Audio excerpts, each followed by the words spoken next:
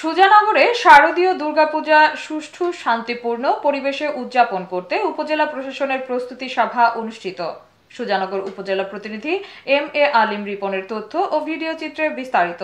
সাথে আছে আমি রাজিয়া সুলতান। আপনারা দেখছেন I1 টিভি।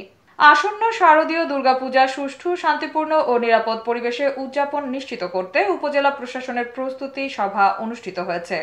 মঙ্গলবার সুজানগর উপজেলা প্রশাসনের আয়োজনে উপজেলা পরিষদের সম্মেলন কক্ষে এ সভা অনুষ্ঠিত হয়। সভায় সভাপতিত্ব করেন উপজেলা নির্বাহী কর্মকর্তা মীর রাশেদুজ্জামান রাশেদ। উপজেলা একাডেমিক সুপারভাইজার মনোয়ার হোসেনের সঞ্চালনায় বক্তব্য রাখেন উপজেলা মাধ্যমিক শিক্ষা অফিসার সুলাইমান হোসেন।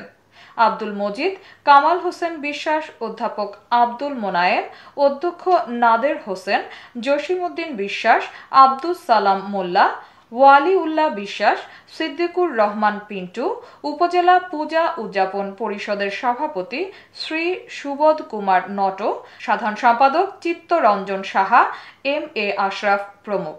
উপজেলা পূজা উদযাপন পরিষদ হিন্দু বৌদ্ধ খ্রিস্টান ঐক্য পরিষদের নেতৃবৃন্দ উপস্থিত ছিলেন। আইনশৃঙ্খলা রক্ষাকারী বাহিনী সহ সংশ্লিষ্ট দপ্তর সমূহকে প্রয়োজনীয় ব্যবস্থা গ্রহণের নির্দেশনা প্রদান করেন। বলেন, আমরা সুজানগর উপজেলায় একটি ভালো শারদীয় দুর্গাপূজা উপহার দিতে চাই।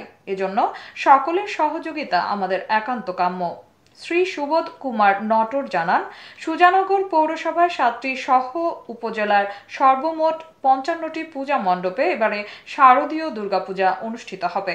তো এখানে মূল বিষয়টা তাহলে আমরা যে বিষয়গুলো নিয়ে আলোচনা করলাম, সমন্বয় আমাদের যে কি বলবো যে টিমগুলো হবে, সেই টিমগুলোর ভিতরে একটা সমন্বয় অবশ্যই হতে হবে।